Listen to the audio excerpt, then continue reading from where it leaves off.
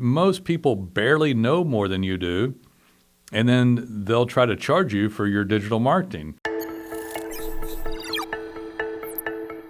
Hey there guys, Nolan Walker here with Plumbing Webmasters. Today's topic is why I stopped networking with other plumbing marketers. So, back in the day we used to attend some of the industry events too, but at the point in time that it just became a networking deal there, but we have software and all these other items that we do now like data pens and Field 360. We pick up a new little thing here and there, but we just weren't getting much. As far as the industry itself over the last 15 years, what's really rough about it is that there's probably 20,000 agencies. I always say that maybe there's 100 good ones, so 19,900 of them are bad. The chance of you getting anybody quality that's actually going to do digital branded signaling that isn't kind of a hack, it's just really low that you'll find that person. We try to get ourselves out there so we can be of service, but most people barely know more than you do, and then they'll try to charge you for your digital marketing. Putting up a bad website, charging for something that I call the shell trick. So it's like, hey, we'll do a little funneling and a little email drip and a website. We'll do your Google Map optimization and Google Ads and paid ads and some social media. And really all they did was put up a really poor quality template, charge you for organic optimization while barely putting together your Google business profile and having almost no other skill sets. So it's rough when you're out there trying to, if you're a plumber, looking for good marketing because of all these people. And the truth is every single day, we hear these stories. Everybody that calls in here have emotional baggage from being screwed around by the digital marketing agencies that they've had prior to calling us. It is not only not unusual, it is the common thing that's happened. Literally everybody out there has been messed around by a digital marketing agency, and so it's rough. So we used to collaborate with a few. We really don't do that anymore, and we deal directly with everyone. We handle the work internally. I really can't even have the work done.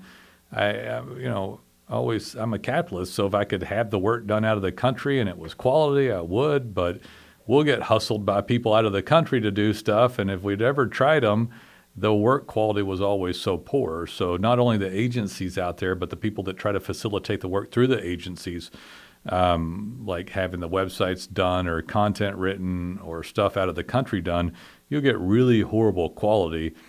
One of the reasons you go with someone and you don't experience yourself well with the digital marketing agency is because it's literally just a sales organization. They do sales almost exclusively and barely know how to do anything else. And what else they do is maybe subbed out to other people. Like literally they don't do anything. So they're going out of the country, getting your website produced. It takes you weeks to get changes. They look bad. That's why. It's because it's really poor quality work and you're dealing with a sales organization. So, and some of the people, honestly, as I talk to them, as I've talked to other agencies, they're really happy to mess someone around, lock them down in agreements, take a lot of money down. And it's really just a sales routine from the start to the finish of it. The monthly calls you get with people is just an attempt to keep the marketing, but it's difficult to get high quality services where someone's helping to champion your digital brand so you do show up better online. If I had to tell you like something to keep in mind that people get wrong is that you are the champion of your digital brand to Google. Bing, ChatGPT, that is what you're doing. There isn't a time where that needs to stop, and it doesn't need to be done poorly. And one thing doesn't typically work. When the shell trick is, somebody throwing around all these different items, there's also the slap-on technique. So if somebody wants thousands, they're going to go, we're going to put a little here on the ads and a little on social media and your SEO and your website, and you're like, oh, that sounds good. The problem is the SEO would have been the only thing that would have really brought in good quality leads that were inexpensive, and they do almost no work on it. The other technique somebody can use is what I call the slap-on technique, where somebody uses a piece of software and they're like, oh, just throw this over your poor quality web effort and this one thing will do it. And it sounds great. Both these methods sound good. It's like, oh, if someone does all of that, it's great. But you would have been better off doing high quality organic great website, digital branded signaling, things like data pins, get showing up in map ranking, reputation reviews, and the content that comes through the website. That digital branded signaling from an organic basis is great.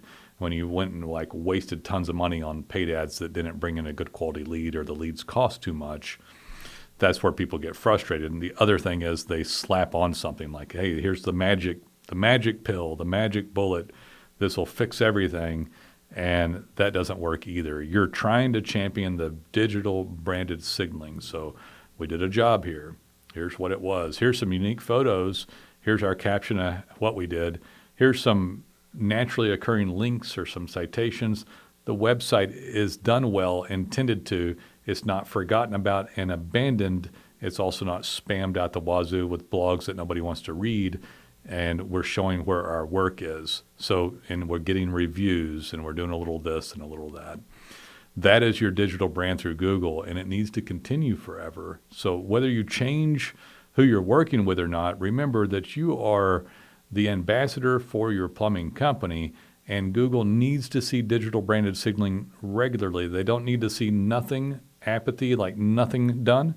They also don't want to see spam and like thrown in AI content, blogging, links out of the country, that kind of thing. They don't want to see that either.